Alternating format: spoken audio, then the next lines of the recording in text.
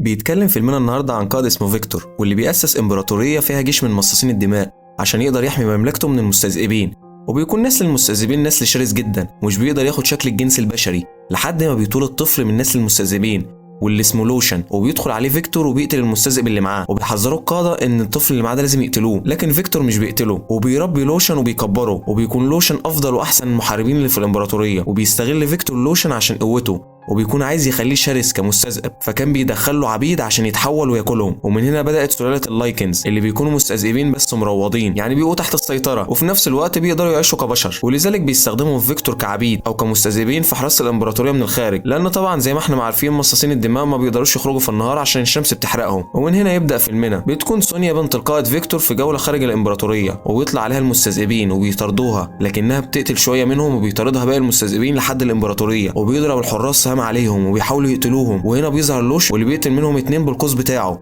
وبيقتل الثالث في مدخل الامبراطوريه، وبتقول له سونيا انه لازم يطور من اسلحته شويه لانها مش حاده. لكن بيظهر فيكتور وبيقول لها تحترم الشخص اللي انقذ حياتها، وبتقول له انها ما كانتش محتاجه حد ينقذ حياتها. وبيقول لفيكتور لوشن اذا كان هو بيتحمل انه يقتل بني جنسه، لكن لوشن بيقول له انهم وحوش وما عندهمش عقل وانهم مش اخوات ولا من بني جنسه حتى. وبتقول له سونيا انها زي اي فرد من الحراس ولازم تخاطر بنفسها، لكن فيكتور بيقول لها ان المجلس القوات بينتقدوها بسبب غيابها. بعد كده بنروح للوشن وبيكون بيتخلص من جثه المستذئب اللي قتله وبيحرق الجثه. بعد كده بنروح للعبيد واللي بيكونوا بيشتغلوا في الامبراطوريه، وبيمر قائد من القواد وبيشوف واحد منهم واقف وبيجلده، وبيقول لهم ان مفيش رحمه وان اي حد منهم هيقف هيجلده. وبيظهر لوشن وبيوقفوا عن اللي بيعمله، وبيقول له القائد ان هو مش هيفضل مفضل عند فيكتور كتير، وقتها مش هيقدر يساعد العبيد لانه هيكون عبد زيهم. بعد كده بنروح لفيكتور اللي بيكون عامل اجتماع مع القاده، وبيقول قائد منهم اسمه كولومان ان المستذئبين وصلوا لجدرانهم وممكن يهاجموهم في اي وقت، لكن فيكتور بيقول له ان جيش العبيد هيحميهم. وبيرد كولمان ويقول له ان جيش العبيد ممكن يتخلى عنهم في اي وقت لانهم بيعذبوهم، وبيقترح عليه كولمان انه يوفروا لهم اكل ومكان يناموا فيه ويعاملوهم كبشر، ويعينوا لوشن قائد ليهم،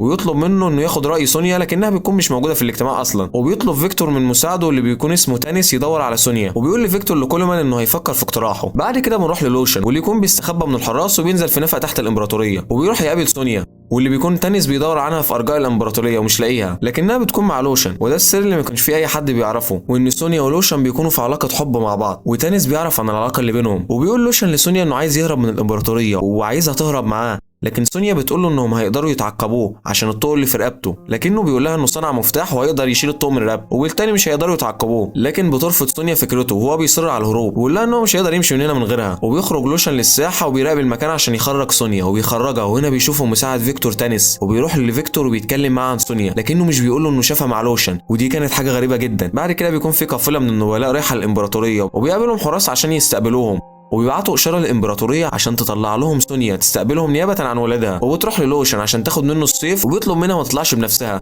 وتبعت حد تاني غيرها، لكنها بتصر انها تكون في مقدمه الحراس. وبيروح مساعد فيكتور للوشن وبيقول له انه ما ينفعش اي حد تاني يعرف سره هو وسونيا. بعد كده بتوصل سونيا والحراس لمكان القافله، وهنا بيبدا يستوعب لوشن امر خطير، وهو ان المستذئبين عاملين كمين للحراس، ويطلب من الحراس يرجعوا سونيا بسرعه، لكنهم بيرفضوا، وبيضرب لوشن واحد منهم وبياخد حصانه وبيمشي ورا الامبراطوريه. وبالفعل بتتعرض القافله لهجوم من المستذئبين وبيقتلوا شويه من العبيد وكمان صاحب القافله، ويوصل لهم لوشن وبيحارب معاهم، وبتاع سونيا في نفق المستذئبين ويهجم عليها 2، لكنها بتقتلهم وبيكون الثالث بيتجه ليها وياكلها، لكن لوشن بيقتله في اخر لحظه وبينقذ سونيا تاني. وبيكون في واحد ضخم من النبلاء بيحارب المستذئبين ومن غير سلاح، لكن بيكون في اعداد كبيره من المستذئبين، وبيخلع لوشن الطوق بتاعه من رقبته وبيتحول وبيكلم المستذئبين وبيخليهم يتراجعوا، وبيوصل فيكتور وحراسه وبيضربوا على لوشن السهام، وبيدافع عنه سونيا وبتقول انه خلع الطوق عشان ينقذها، وبتشيل السهام من جسمه، وبيضربوا فيكتور وبيقول له ان الطوق ممنوع نزعه لاي سبب من الاسباب، وبيقول له ان هو هيكمل بقيه حياته عبد زي باقي العبيد. وبتحاول سونيا تدافع عنه، لكن والدها بيجبرها انها تمشي، وبياخد تانيس الطوق بتاع لوشن وبيكون فيه المفتاح. بعد كده بيروح فيكتور للوشن وبيكون مربوط في الساحه، وبيقول لفيكتور ان دي خيانه وانه كان بيعتبره كابنه، لكنه هيعامله دلوقتي زي اي عبد من العبيد، وبيطلب من القائد بتاعه يجلده، وبيجلده بشده لدرجه ان لوشن بيغمى عليه. وبتكون في الوقت ده بتبص عليه سونيا من الشباك، وبيطلب كولمان من فيكتور انه يوقف اللي بيحصل لان لوشن ممكن يحرض العبيد ويكون مصدر خطوره ليهم، لكن فيكتور بيرفض وبياخد الحراس لوشن لزنزانته. وبيكون في الزنزانه اللي جنبه النبلاء اللي انقذهم من القافله، وبيحاول واحد منهم يديله ميه عشان يفوقه. بعد كده بيروح فيكتور لبنته سونيا وبيقول لها انها كانت متعاطفه جدا معاه بالرغم من ان هو عبد، وتقول له سونيا ان هو انقذ حياتها مرتين فكانت لازم تدافع عنه. وبيقول لها فيكتور ان هو هيفضل في السجن، وبيضيف كمان ان في واحد اسمه يانوش جاي الامبراطوريه ومعاه مجموعه من النبلاء وانها لازم تحضر عشان تستقبلهم. وبنرجع تاني للوشن واللي بيتكلم مع الشخص الضخم اللي كان بيحارب معاهم في المعركه، وبيقول له لوشن انه شجاع جدا وان مفيش انسان يقدر يحارب المستذئبين من غير سلاح. وبيساله لوشن لو هو خايف منه وبيقول له ايوه، لكن لوشن بيطمنه ويقول له ان هو مش متوحش زيهم، وبيقول له لوشن ان هم وحوش وغير عقلانيين.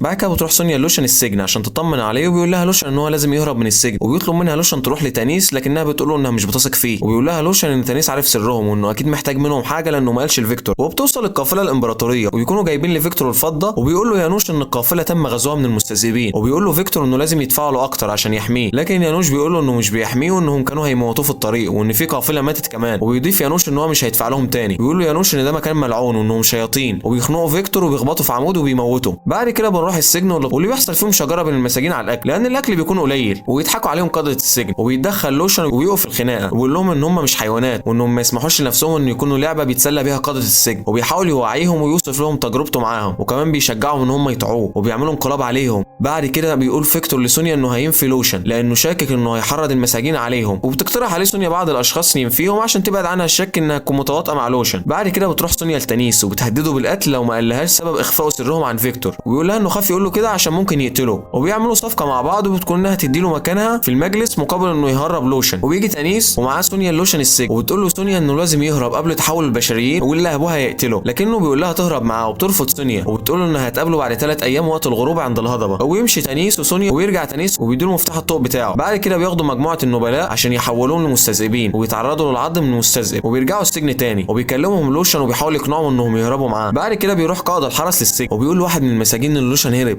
وبيفتح الزنزان عشان يشوفه، لكن لوشن بيهجم عليه وهو متحول وبياكله، وبيرجع لوشن لطبيعته ويكون جميع المساجين في صفه، ويفتحوا السجون وبيهربوا المساجين كلهم وبيقتلوا الحراس، وبيقول لهم لوشن يتحركوا بسرعه قبل ما الحراس يهاجموهم، لكن الحراس بيضربوا عليهم السهام وبيسيبوا شويه منهم، وبيستمر الباقي في التحرك، وبيضرب الحراس اكتر من سهم في مكان واحد عشان يقفلوا طريق الهروب، وبالفعل بيقفلوا الطريق على معظم المساجين وبيوعدهم لوشن انه هيرجع لهم، وبيكون لوشن وجد المخرج خلاص، وبيواجهوا 2 من الحراس وبياخدهم لوشن وبينط بيهم وبيتحرقوا من النور، وبيقول لهم لوشن يهربوا للغابه ويشوفوا فيكتور وبيبصوا له بنظره انتقام، وبيروح فيكتور لزنزانه لوشن وبيلاقي انه فك الطوق بنفس المفتاح اللي فكه بيه اول مره، وبينادي لمساعده تانيس وبيقول له فين المفتاح، وبيرد تانيس وبيقول له ان هو حاطه في مستودع الاسلحه، لكن فيكتور مش بيصدقه وبيطلب حد من الحرس انه يقتله، لكن تانيس بيقول له انه يشوف مستودع الاسلحه قبل ما يقتله، وبيدور تانيس في المستودع وبالفعل بيلاقي المفتاح، وبيقول له فيكتور انه اكيد صنع واحد تاني. بعد كده بيجمع لوشن السجناء وبيسلحوا نفسهم، وبيقول لهم انه عايز يجمع جيش كبير عشان يحارب مصاصين الدماء، وبيروح فيكتور للمكان اللي كان بيشتغل فيه لوشن، وبيلاحظ انه كان بيهرب من نفق تحت الامبراطوريه، وبيروح لوشن لكهف المستذئبين وبيوحدهم ويسيطر عليهم، وبيرجع بعد كده فيكتور لسونيا وبيسالها اذا كانت ساعدت لوشن على الهرب ولا لا، وبتقول له لا، لكنه بيسالها كمان لو بتكذب عليه وبرضه بتقول له لا، وبيمص دمها عشان يعرف اللي حصل، وبيعرف ان خانته انها كانت في علاقه مع لوشن، وبتقول له انها بتحبه، لكنه بيطلب من الحراس انها ما تغردش الغرفه، وبينتظر لوشن سونيا عشان تيجي تقابله، وبيقول له واحد من المساجين انها ممكن تخونه وتسلمه للحراس، وبيخنقوا لوشن وبيقولوا ان سونيا مش هتخونه ابدا، وبتيجي لوكا صديقه سونيا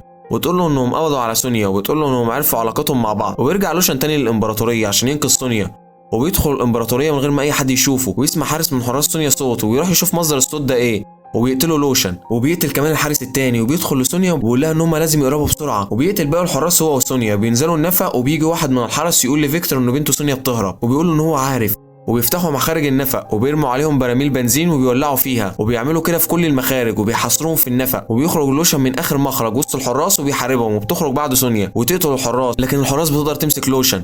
وبيضرب فيكتور بنته سونيا، لكنها بترفع سيفها عليه وبتكون عايزه تقتله، وبتدور بينهم معركه رهيبه، وتوقع السيف من فيكتور وبتقول له يحرر لوشن ويقول لها هتقتله، وبتقول له انها حامل في حفيده وانها عملت اول اتحاد بين سلاله المستذئبين ومصاصين الدماء، وبيوقع فيكتور السلاح من سونيا وبيثبتها وبيهددها بالقتل، وبياخد الحراس لوشن وبيحبسوه هو وسونيا، وبيجي الحراس ياخدوا سونيا وبيضربوا السهام على لوشن. بعد كده بياخدوا لوشن لمكان المجلس مع سونيا وبيتهموها بالخيانه وبيحكموا عليها بالموت، وبيوافق جميع افراد المجلس، وبيقول لوشن لابوها انها بنت وانه ما ينفعش يقتلها، لكن فيكتور بيوافق على قرار المجلس، وبيربطوا لوشن وسونيا وبيجلد الحارس لوشن وبيسيبوهم وبيخرجوا، وبيتودع سونيا لوشن ويفتح الحراس سقف القاعه وبيسلطوا عليها ضوء الشمس وبتتحرق سونيا وبتموت. بعد كده بيتحول لوشن لوحش وبيحاول يهرب لكنهم بيضربوا عليه السهام، لكنه بيقدر يصعد لقمه الامبراطوريه وبيصرخ بصوت عالي وبتلبي جميع المستذئبين نداءه، وبيخرجوا من الغابه ومعاهم المساجين وبينطلقوا للامبراطوريه وبيضرب الحراس عليهم الاسهم وبيسيبوا شويه منهم لكنهم بيجتازوا الجدران وبيقتلوا الحراس وبيهجموا كمان على اعضاء المجلس وبيقتلوهم وبيحرروا جميع المساجين. وبيكون تانيس في الوقت ده بيجهز نفسه عشان يهرب وبيجمع فيكتور الحراس عشان يقتلوا اللايكنز، لكن لوشن بيكون كل تركيزه على فيكتور لان هو السبب في موت حبيبته. وبيهرب فيكتور وبيطارده لوشن، وبيكون تانيس خلاص اخد مركب وهرب وما زال لوشن بيدور على فيكتور، وفجاه بيهاجموا فيكتور وبتدور بينهم معركه قويه جدا. وبيحاول يهرب فيكتور لكن لوشن بيوقعه وبيحاول يسلط عليه ضوء الشمس، لكن فيكتور بيستخبى في الضلمه عشان ما يتحرقش، لكن لوشن بيسيطر عليه وبيلفه بالسلاسل ويدخل السيف في دماغه وبيقتله وبيرميه في الميه. وبيخرج لوشن للجماعه بتاعته وبيحيوه ويسالوا واحد منهم هل الحرب انتهت، لكنه بيقول لهم ان دي بس البدايه وبيكون دي نهايه امبراطوريه فيكتور لكن مش نهايه الحرب، لان فيكتور بيكون لسه عايش وبيكون مع تانيس على السفينه. وهنا بتظهر سونيا، وطبعا انت يا صديقي الصدوق دماغك دلوقتي عملت ايرور ومش فاهم ايه اللي حصل، بس ده اللي هنعرفه في الجزء الثاني من السلسله. وبيكون كده انتهى اول جزء معانا النهارده، ويا ريت لو عجبك الفيلم تدعمنا بلايك وسبسكرايب في القناه وتقول لنا رايك تحت في الكومنتات. بس كده واشوفكم من الجزء الجاي.